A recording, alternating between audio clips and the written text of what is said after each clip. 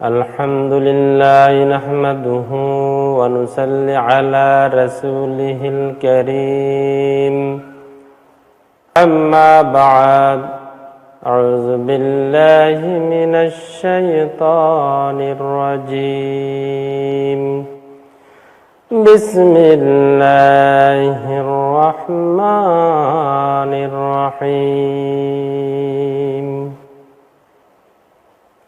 كنتم خير أمة أخرجت للناس تأمرون بالمعروف وتنهون عن المنكر وتؤمنون بالله إن الله وملائكته يصلون على النبي يا أيها الذين آمنوا صلوا عليه وسلموا تسليما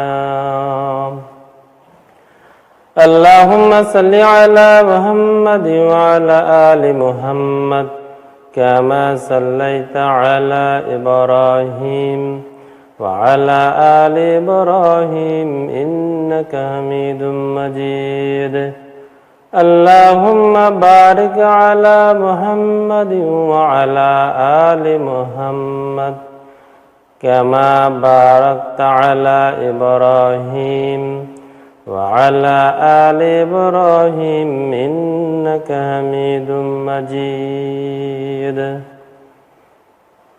সুপ্রিয় দূরের এবং কাছের দিনদার ইমানদার মুত্তাকি মুসলমান ভাইরা আসসালামু আলাইকুম ওয়া রাহমাতুল্লাহি ওয়া বারাকাতুহু।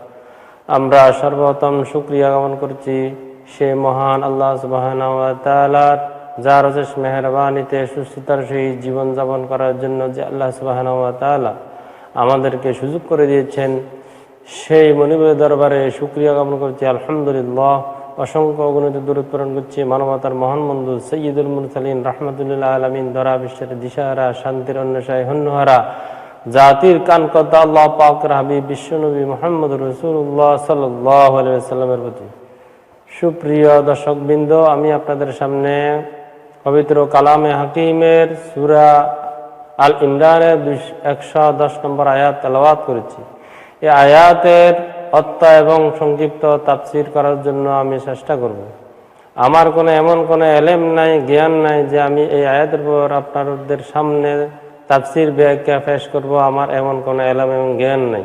যদি আল্লাহ সুবহানাহু ওয়া তাআলা আমাকে তৌফিক দেন, তাহলে দুই একটি কথা এই আয়াতের উপর কথা বলবো। ওমা তৌফিকি ইল্লা বিল্লাহ, যদি আল্লাহ সুবহানাহু ওয়া তাআলা আমাকে তৌফিক দেন।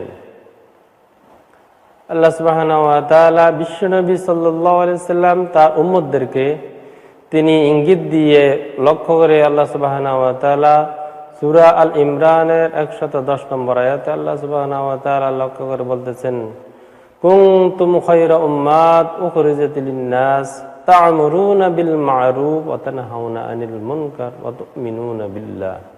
আল্লাহ সুবহানাহু ওয়া তাআলা এখানে বলতেছেন, কুনতুম খায়রা উম্মাত, তোমরাই সর্বোত্তম উম্মত, তোমরাই সর্বোত্তম জাতি। উখরিজাত লিন-নাস, তোমাদেরকে সৃষ্টি করা হয়েছে মানুষের কল্যাণের জন্য, মানুষের উপকারের জন্য। তা'মুরুনা বিল মা'রুফি ওয়া তানহাউনা আনিল মুনকার, তোমাদের দায়িত্ব হচ্ছে সৎ কাজের আদেশ দেয়া, অসৎ কাজ থেকে মানুষকে বিরত রাখা, এবং ওয়া তু'মিনুনা বিল্লাহ, আল্লাহর প্রতি পরিপূর্ণ ঈমান আনা। এই আয়াতের মধ্যে তিনটা অংশ রয়েছে। প্রথম অংশ আল্লাহ সুবহানাহু ওয়া তাআলা বিশ্বনবী সাল্লাল্লাহু আলাইহি ওয়াসাল্লাম এবং তার উম্মতদেরকে তিনি লক্ষ্য করে বলতেছেন, কুনতুম খায়রা উম্মাত, তোমরাই সর্বোত্তম জাতি, তোমরাই সর্বোত্তম উম্মত। এই আয়াতের ব্যাপারে তাফসীর ইবনে কাসিরের মধ্যে উল্লেখ রয়েছে কয়েকটি হাদিস। তাফসীর ইবনে কাসির তিনি কয়েকটা হাদিস এখানে উল্লেখ করেছেন। বিশ্বনবী সাল্লাল্লাহু আলাইহি ওয়াসাল্লাম এবং তার উম্মতদের মর্যাদা এবং ফজিলত সম্পর্কে তাদের সম্মান দুনিয়া আখিরাতের মধ্যে কি রকম হবে সেই সম্মান সম্পর্কে বিশ্বনবী সাল্লাল্লাহু আলাইহি ওয়াসাল্লামের কয়েকটা হাদিসের মধ্যে জানা যায়। আমি আপনাদের সামনে দুটি হাদিস এখন সহিহ বুখারী এবং মুসলিম শরীফের মধ্যে যে হাদিস দুইখানা উল্লেখ রয়েছে, হযরত জাবির রাদিয়াল্লাহু তাআলা আনহু হতে বর্ণিত, তিনি বলেন বিশ্বনবী সাল্লাল্লাহু আলাইহি সাল্লাম বললেন, আমার সাহাবায়ে কেরাম, জান্নাতের মধ্যে তোমরা 1/4 হবে, তোমরা কি এতে সন্তুষ্ট নও? তখন সাহাবায়ে কেরাম আল্লাহ সুবহানাহু ওয়া তাআলার প্রশংসা করতে লাগলেন। কিছুক্ষণ পর আবার বিশ্বনবী সাল্লাল্লাহু আলাইহি সাল্লাম বললেন যে জান্নাতের মধ্যে তোমরা 1/3 হবে। সাহাবায়ে কেরাম আল্লাহ সুবহানাহু ওয়া তাআলার প্রশংসা করতে লাগলেন। আবার বিশ্বনবী সাল্লাল্লাহু আলাইহি সাল্লাম বললেন, জান্নাতের মধ্যে আমার উম্মতেরা তোমরা, সাহাবায়ে কেরাম আমার উম্মতেরা তোমরা জান্নাতের মধ্যে অর্ধেক হবে। তখন সাহাবায়ে কেরাম আল্লাহ সুবহানাহু ওয়া তাআলার প্রশংসা করতে লাগলেন। অন্য একটা হাদিসের মধ্যে রয়েছে, বিশ্বনবী সাল্লাল্লাহু আলাইহি ওয়াসাল্লাম ইরশাদ করেন, হযরত আব্দুল্লাহ ইবনে মাসউদ রাদিয়াল্লাহু তাআলা হাদিসটা বর্ণনা করেন, নবী করিম সাল্লাল্লাহু আলাইহি ওয়াসাল্লাম বলেন, হে আমার সাহাবায়ে কেরাম, হে আমার উম্মতরা, জান্নাতের মধ্যে তোমরা 4/1 হবে। আমি আশা রাখি তোমরা জান্নাতের মধ্যে 4/1 হবে। তখন সাহাবায়ে কেরাম লিল্লাহি তাকবীর, আল্লাহু আকবার ধ্বনি দিতে লাগলেন। কিছুক্ষণ পর বিশ্বনবী সাল্লাল্লাহু আলাইহি ওয়াসাল্লাম বললেন, তোমরা জান্নাতের মধ্যে 1/3 হবে, 3/1 হবে। তখন সাহাবায়ে কেরাম লিল্লাহি তাকবীর, আল্লাহু আকবার ধ্বনি দিতে লাগলেন।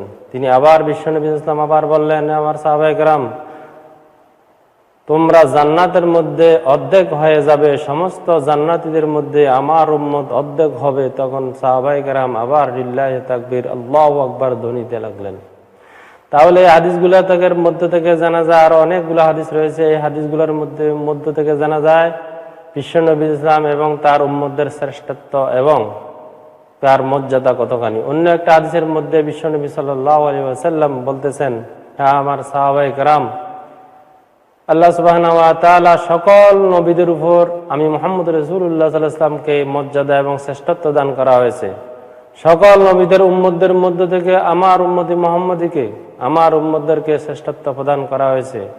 আমি এই পৃথিবীতে আমার উম্মতরা এবং আমি পৃথিবীতে সকলের পরে এসেছি, কিন্তু কিয়ামতের দিন হাশরের ময়দানে জান্নাতে আমার উম্মতদেরকে নিয়ে সকলের আগে আমি এই জান্নাতের মধ্যে প্রবেশ করব। আমাদের আগে কেউ জান্নাতে প্রবেশ করতে পারবে না। তাহলে আয়াতের মধ্যে কুনতুম খায়রা উম্মাত, তোমরাই সর্বশ্রেষ্ঠ জাতি, সর্বশ্রেষ্ঠ উম্মত, আল্লাহ সুবহানাহু ওয়া তাআলা ইঙ্গিত দিয়ে বলতেছেন বিশ্বনবী সাল্লাল্লাহু আলাইহি ওয়াসাল্লামকে এবং তার উম্মতদেরকে। এই সর্বশ্রেষ্ঠ উম্মত হতে হলে আমাদের কি দায়িত্ব, কি গুণ থাকা লাগবে, তার এই আয়াতের পরবর্তীতে বলতেছেন, উখরিজাত লিন-নাস, তোমাদেরকে সৃষ্টি করা হয়েছে মানুষের কল্যাণের জন্য, মানুষের উপকারের জন্য, মানুষকে হিংসা বিদ্বেষ করার জন্য, মানুষের গীবত সকলকরি করার জন্য নয়, মানুষকে হত্যা করার জন্য নয়, শুধুমাত্র মানুষের উপকারের জন্য, কল্যাণের জন্যই তোমাদেরকে সৃষ্টি করা হয়েছে। এবং তোমাদের দায়িত্ব কি আয়াতের মধ্যে বলেছেন, তা'মুরুনা বিল মা'রুফ ওয়া তানহাউনা আনিল মুনকার, তোমাদের দায়িত্ব হচ্ছে তোমরা সৎ কাজের আদেশ দেবে, অসৎ কাজ থেকে মানুষকে বিরত রাখবে। এইটাই হচ্ছে তোমাদের দায়িত্ব। ওয়া তু'মিনুনা বিল্লাহ, সাথে সাথে তোমরা পরিপূর্ণ আল্লাহর উপর ঈমান রাখবে। ঈমানের সাথে তোমরা সৎ কাজের আদেশ দিবে, অসৎ কাজ থেকে মানুষকে বিরত রাখার জন্য চেষ্টা করবে। তাহলে উম্মতি মুহাম্মদী আমাদের নিজেরা যদি আমরা নিজেদেরকে শ্রেষ্ঠত্ব যদি দাবি করি, শ্রেষ্ঠ উম্মত হিসেবে যদি দাবি করি, তাহলে আমাদেরকে এই 3টা গুণ অবশ্যই আমাদের অর্জন করতে হবে। এই জন্য আসুন আমাদের দোয়াগুলো যদি কবুল করে নিতে হয়, আজকে আমরা সারা বাংলাদেশে দেখতেছি মানুষের ইস্তিসকার নামাজ আদায় করতেছে। আজকে 1 মাস যাবত কোনো বৃষ্টি হয় না, প্রচন্ড তাপ দাহে মানুষের জীবন অতিষ্ঠ হয়ে গেছে। গরমের কারণে চতুর্দিক থেকে হাহাকার, গরম আর গরম, মানুষ ঘুমাতে পারছে না রাতের বেলায়। এমন এক কঠিন মুহূর্ত আল্লাহ সুবহানাহু ওয়া তাআলা কেন এই কঠিন এবং আযাব নাজিল করতেছেন, এটার কারণ হচ্ছে আমরা একটা আমল ছেড়ে দিয়েছি। এখানে একটা প্রশ্ন থেকে যায়, সকল উম্মতদের থেকে বিশ্বনবী ইসলামের উম্মতদেরকে কেন শ্রেষ্ঠত্ব প্রদান করলেন, কেন আল্লাহ সুবহানাহু ওয়া তাআলা শ্রেষ্ঠত্ব দেওয়ার কারণ হচ্ছে দুইটাই। সেটা হচ্ছে অন্য নবীরা সৎ কাজের আদেশ, অসৎ কাজ থেকে মানুষকে বিরত রাখা, তা'মুরুনা বিল মা'রুফ ওয়া তানহাউনা আনিল মুনকার, এই কাজ দায়িত্ব তারা পালন করতো না। বিশ্বনবী সাল্লাল্লাহু আলাইহি ওয়াসাল্লামের সাহাবায়ে কেরাম এই দায়িত্ব পালন করেছেন। হযরত আবু বকর, ওমর, উসমান, আলী, আবু উবাইদা, হযরত আব্দুল্লাহ ইবনে মাসউদ, ইবনে আব্বাস, আমির হামজা, ওনারা সবাই সৎ কাজের আদেশ অসৎ কাজ থেকে মানুষকে বিরত রাখার জন্য এই দায়িত্ব পালন করেছেন। এই জন্য শ্রেষ্ঠ উম্মত হিসেবে প্রদান করেছেন আল্লাহ সুবহানাহু ওয়া তাআলা। আজ পৃথিবীতে আমরা নিজেদেরকে বিশ্ব নবীর উম্মত দাবি করতেছি, আমরা কি এই দায়িত্ব পালন করতেছি? আমাদের সমাজের মধ্যে কোনো যদি অন্যায় হয়, আমরা কি এই দায়িত্ব পালন করতেছি? সৎ কাজের আদেশ দিতেছি, অসৎ কাজ থেকে মানুষের বিরত রাখার জন্য চেষ্টা করতেছি? আমরা করি না। এই জন্যই আমাদের দোয়া আল্লাহর দরবারে কবুল হয় না।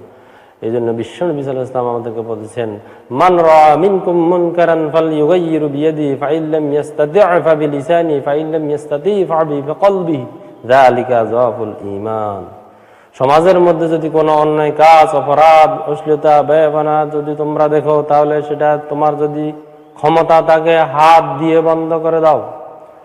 আর যদি তোমার সেই ক্ষমতা না থাকে তাহলে মুখ দিয়ে বারণ করো, নিষেধ করো। সেটাও যদি তোমার ক্ষমতা না থাকে তাহলে অন্তর দিয়ে ঘৃণা করো। এটা হচ্ছে সবচেয়ে দুর্বল ইমানদারের পরিচায়ক। আর যতদিন পর্যন্ত আমরা সৎ কাজের আদেশ অসৎ কাজ থেকে মানুষকে বিরত রাখার জন্য আমল করব না, ততদিন পর্যন্ত আমাদের দোয়া আল্লাহর দরবারে কবুল হয় না। আল্লাহ সুবহানাহু ওয়া তাআলা বিশ্বনবী সাল্লাল্লাহু আলাইহি সাল্লাম স্পষ্ট করে কঠিন হুঁশিয়ারি দিয়ে বলতেছেন, ওয়াল্লাযী নাফসি বিয়াদিহি লা তা'মুরুন্না বিল মা'রুফ ওয়া লা তানহাউন্না আনিল মুনকার আও লা ইউসিকান্নাল্লাহু আইয়াবাসা আলাইকুম আযাবাম মিন ইনদি সুম্মা লা তাদউনহু ওয়া লা ইউস্তাজাবু লাকুম। বিশ্বনবী সাল্লাল্লাহু আলাইহি ওয়াসাল্লাম বলতেছেন, সে জাত পাকের কসম যার হাতে আমার প্রাণ, তোমরা যতক্ষণ পর্যন্ত তোমরা সৎ কাজের আদেশ অসৎ কাজ থেকে মানুষকে বিরত রাখার জন্য চেষ্টা করবে না, যদি এই আমল না করো, তোমাদেরকে নির্দেশ দেওয়া হচ্ছে তোমরা সৎ কাজের আদেশ দিবে, অসৎ কাজ থেকে মানুষকে বিরত রাখার জন্য চেষ্টা করবে, যদি এই আমল না করো তাহলে তোমাদের উপরে শীঘ্রই আযাব গজব নাজিল হবে। তোমরা যদি এই চেষ্টা না করো তাহলে তোমাদের দোয়া তখন আল্লাহর কাছে তোমরা এটা থেকে পরিত্রাণ পাওয়ার জন্য, আযাব গজব থেকে পরিত্রাণ পাওয়ার জন্য আল্লাহর কাছে দোয়া করবে। আল্লাহ সুবহানাহু ওয়া তাআলা তোমাদের এই দোয়া কবুল করবেন না। সুম্মা লা তাদউনহু ওয়া লা ইউস্তাজাবু লাকুম, তোমাদের দোয়া আল্লাহ সুবহানাহু ওয়া তাআলা কবুল করবে না। আজ আমরা যদি বাংলাদেশের প্রত্যন্ত অঞ্চলের সকল দিকে আমরা যদি তাকাই, মানুষেরা সমাজের মধ্যে অসংখ্য অগণিত অন্যায় হচ্ছে। সুদ, ঘুষ, বেপরোয়া, অশ্লীলতা, গীবত, চুগলখড়ি, মিথ্যা মামলা মানুষের চাপিয়ে দেওয়া হচ্ছে, কিন্তু মানুষ প্রতিবাদ করে না। সে আলেম হোক, সে অশিক্ষিত হোক, শিক্ষিত হোক, বাংলা শিক্ষিত হোক, সে সরকারি লোক, বেসরকারি লোক, পুলিশের হোক, সেনাবাহিনীর লোক হোক, বিডিআর লোক, একজন মুসলমান, একজন বিশ্ব নবী ইসলামের উম্মত হিসাবে এই দায়িত্ব কেউ পালন করতে জানা। এই জন্য আল্লাহ সুবহানাহু ওয়া তাআলা দিন দিন আমাদের উপর আজকের প্রায় 70 বছরের ইতিহাসে প্রচন্ড তাপ দেওয়া চলতেছে। তার মানে বোঝা যাচ্ছে ইস্তিসকার নামাজের মধ্যে যদি একজন লোক যদি সুদখোর, ঘুষখোর, কবিরা গুনাহওয়ালা যদি লোক থাকে, ওই ইস্তিসকার দোয়া কবুল হবে না। এখন অনেকে প্রশ্ন করেন, এক সময়ে আজকে থেকে 50 বছর 100 বছর আগে মুরব্বীরা যখন আলেমেরা আল্লাহর দরবারে হাত তোলেন ইস্তিসকার নামাজ পড়তেন, সেই অবস্থায় বৃষ্টি আসতো, কিন্তু সেই সময়ে সেই ইস্তিসকার নামাজের মধ্যে লোকেরা শতকরা 99%, 100% লোক তারা সুদ মুক্ত, ঘুষ মুক্ত, দুর্নীতি মুক্ত ছিল।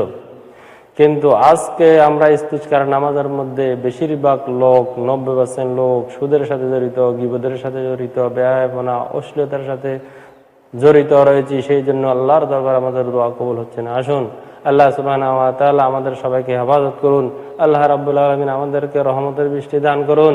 রহমতের মিষ্টি দিয়ে আমাদের কলিজা ভরপুর করে দেন। আল্লাহর কাছে তওবা করতেছি, আল্লাহ সুবহানাহু ওয়া তাআলা আমাদের দোয়াকে কবুল করুন এবং সৎ কাজের আদেশ অসৎ কাজ থেকে বিরত রাখার জন্য চেষ্টা করব। বিশ্ব নবী ইসলামের শ্রেষ্ঠ একজন উম্মত হওয়ার জন্য এই গুণগুলো অর্জন করার জন্য চেষ্টা করব, সৎ কাজের আদেশ অসৎ কাজ থেকে মানুষকে বিরত রাখার জন্য এবং আল্লাহর প্রতি পরিপূর্ণ ঈমান আনার জন্য চেষ্টা করব। আল্লাহ সুবহানাহু ওয়া তাআলা আমাদের সবাইকে এই আমল করা, আমি সহ আমাদের সবাইকে আমল করা তৌফিক দান করুন। ওয়া মা আলাইনা ইল্লাল বালাগ। আসসালামু আলাইকুম ওয়া রাহমাতুল্লাহি ওয়া বারাকাতুহু।